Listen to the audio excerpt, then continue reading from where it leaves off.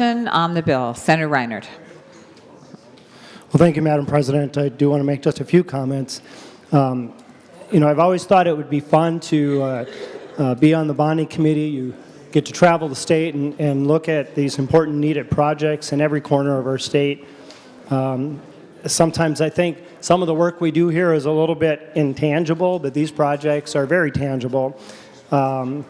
So while I've always thought it would be fun and rewarding to be on the bonding committee, Senator Stumpf, I would never want to chair the Capital Investment Committee.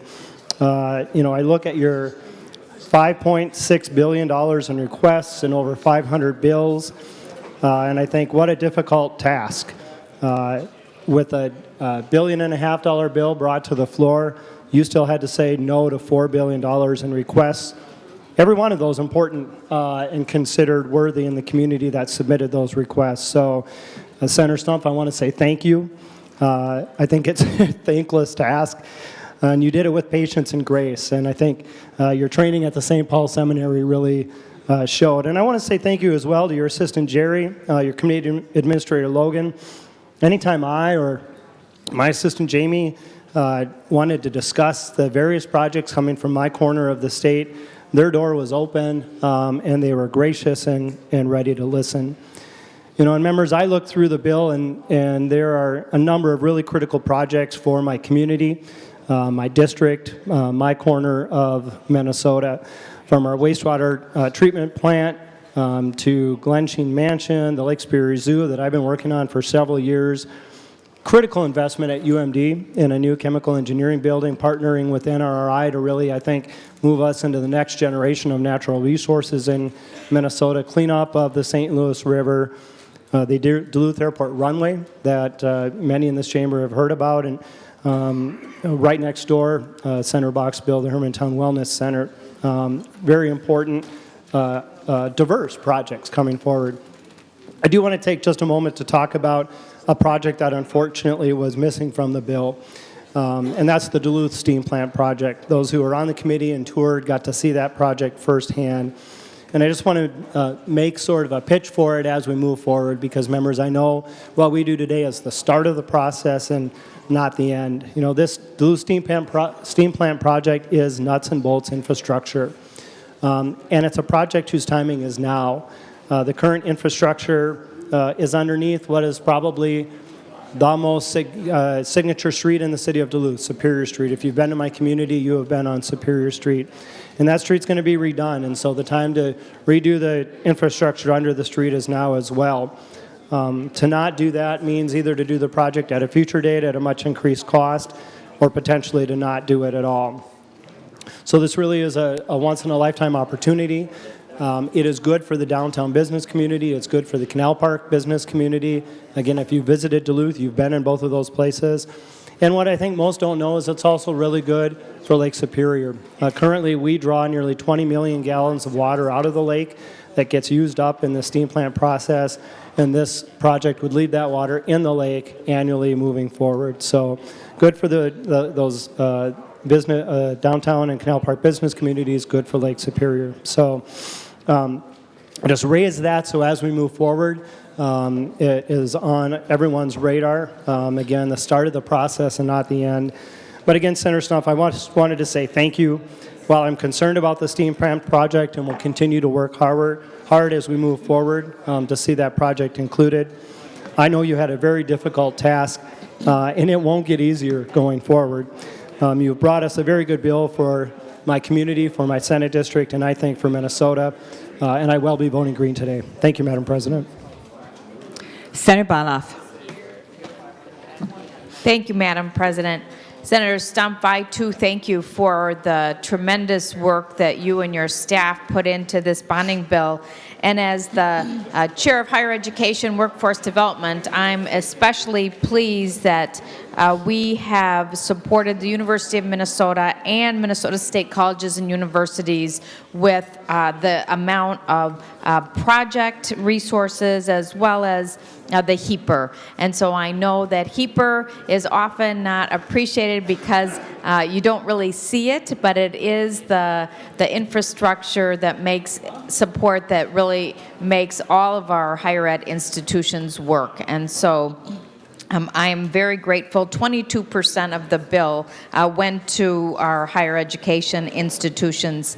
I also wanted to thank you, Senator Stumpf, for including the Highway 12 project. I know Senator Osmek has spoken on the Senate floor about that project, and those in my community.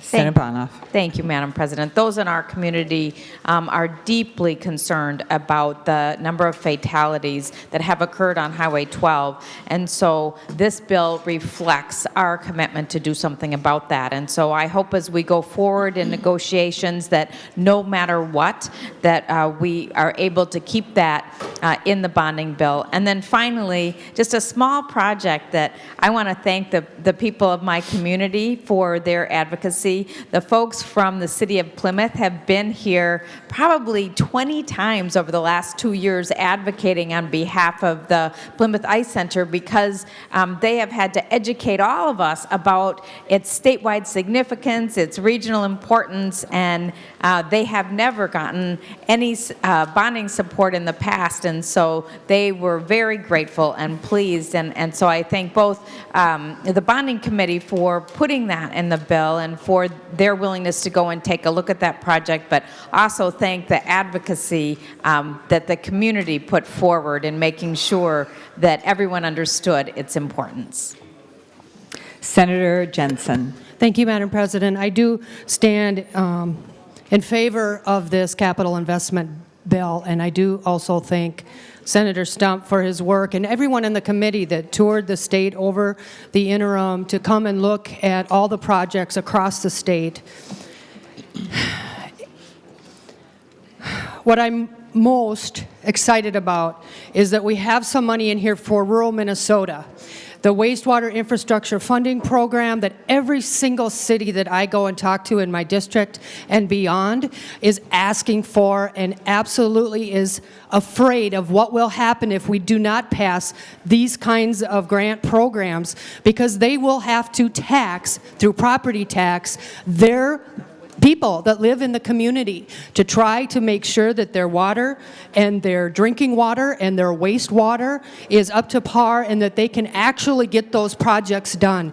This will be a huge burden to members of rural Minnesota if we do not pass and take into consideration all the things that impact rural Minnesota. The Greater Minnesota Public Infrastructure Grant Program brings economic development to rural communities that are unable to tax their people, residents, enough to be able to do this. And without state involvement and the bonding bill and what we're doing here today, their taxes will go up to try to make sure they get their projects.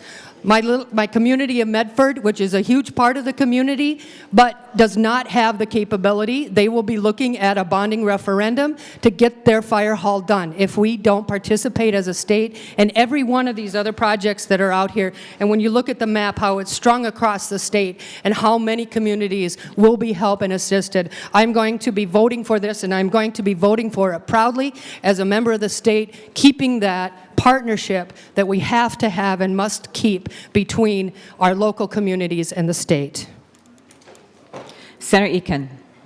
Thank you, Madam President, members, and I want to stand in support of this bill as well, and also thank Senator Stumpf and the staff for the hard work that they put in this bill. And it's been a tremendous honor to be a part of the Capital Investment Committee and to be able to travel around the state and to see all the important projects that are being proposed and get a really good understanding of how important these projects are. And this bill is really a very balanced bill geographically. It's also balanced in the number of areas that are being addressed, a vast variety of areas. There's been a lot of talk about the size of the bonding bill. I think that good points were made as far as it's not even keeping up with the size of bonding bills when you count in inflation. as it had been back in the 90s. But as a result, we've got a backlog of projects that have been backing up here, and so and this bill goes a long ways towards digging into that backlog. And there's been a lot of deferred maintenance, and I think it's important to point out that oftentimes with deferred maintenance, you end up paying more in the long run. It's better to maintain the buildings and our infrastructure as we go along than it is to let them get run down to a point where the cost is going to be extremely high, and in some cases may result in that infrastructure being lost. And it's one of the most basic responsibilities that we have is to fix and maintain what we have been given.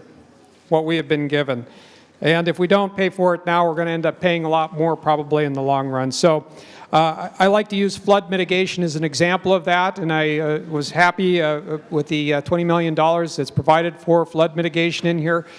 For every dollar we spend on flood mitigation, it's estimated that we save at least $4. In some cases, they estimate up to $7 that's saved for every dollar that we invest in flood mitigation. That's not even including the peace of mind that it brings to the people who are going to have this flood protection. And that's important as well, the intangible benefits. And it doesn't include the economic development that's going to result because businesses are going to be willing to locate now in areas that had been flood prone but now have flood protection. And the last thing I was going to mention, the railroad underpasses and the railroad safety funding that's in this bill, critically important to people all around the state where we've got increased railroad traffic as a result of the oil fields in North Dakota.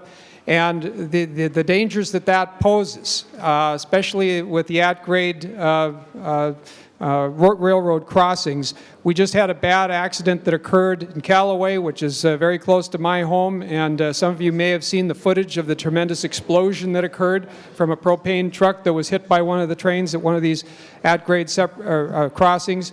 When we think about how close these railroad tracks come to some very, very important places in our communities, like our schools and like our colleges and so on, it points to the importance of doing some of the necessary work that we find in this bill to protect our citizens. And I'd like to thank Senator Stumpf and Logan and Jerry and the other members of the Capital Investment Committee.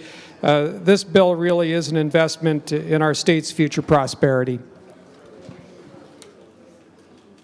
Any other final comments? Then to wrap it up, Senator Stumpf.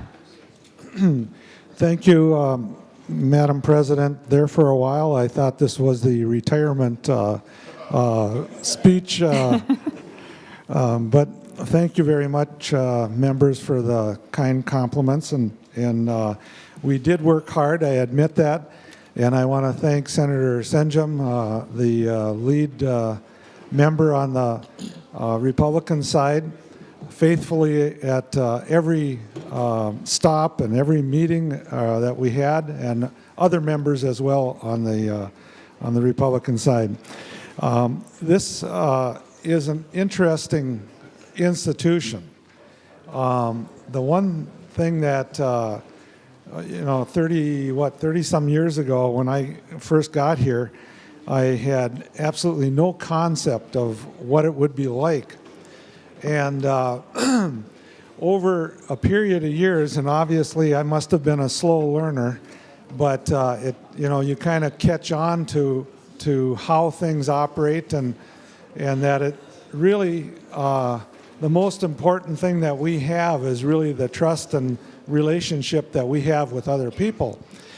And we build institutions on that trust, we build relationships on that trust, and that's really gets right down to kind of what this bill is all about. We kind of go around, we talk to thousands of people, sit in many meetings and listen to everybody. And we still make mistakes, obviously, but I really think that those of us that have had an opportunity to be a participant in this really have something to share with anyone that we come in contact with. I do invite all of you to vote, for this proposal. understanding that this is an institution that does not operate on individuals. You have to work with people. You have to have a group of people to accomplish something. If we try to do something by ourselves, we run immediately into the fact that you can't do anything by yourself. It's all by committee, it's all by a majority, or by at least a majority of made up of different people. So if we're going to move ahead on anything, whether it's a budget or whether it's the bonding bill, we really need the help from each and every one of the members. It doesn't mean that everybody's going to vote for it, but I remember a number of years ago, we ran into some trouble trying to figure out how to solve some problems, and I don't know if I think they were budget problems, but former Governor Elmer Anderson came to the Senate floor. He was obviously handicapped and had to be in a wheelchair, but he came and gave an address to all of the members of the Senate. And I was so impressed with his vision about how those of us that are fortunate enough to work here or to represent people have to think way beyond our immediate little circle. We have to think about the state, we have to think about our children, our grandchildren, and way beyond that.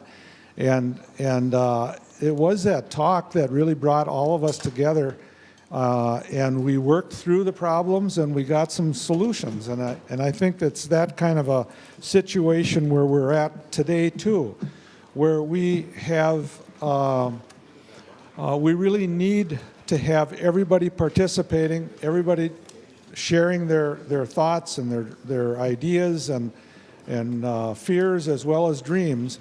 And I think that when we do that and we can do it openly, we always achieve a much higher goal. And hopefully there's parts of this bonding bill that will push Minnesota up a notch or two and help our children, help our those that are less vulnerable, that are more vulnerable than us, and we can go home and be very proud of what we did. So thank you for the opportunity to be the chair. Thank you for the opportunity in participating, and look forward to the beginning of this trail.